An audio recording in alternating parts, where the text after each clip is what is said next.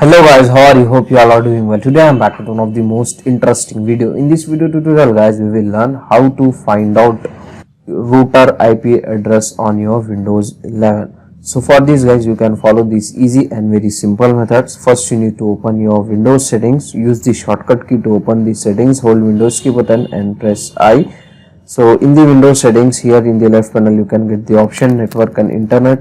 Just click and open it. Okay, and here guys, scroll down, here you can get the option advanced network settings. Just click and open it, and here you can get the option hardware and connection properties. Just click and open it. From here you can get the details. Just scroll down and find out IPv4 default gateway. So this is your router IP address. Okay, so this is the very easy and very simple method to find out the router IP address on your Windows 11. So that's it for today guys, the short and very simple video. Hope you enjoy this. If you enjoy, please guys don't go back without like, share and subscribe to our channel. Thank you very much.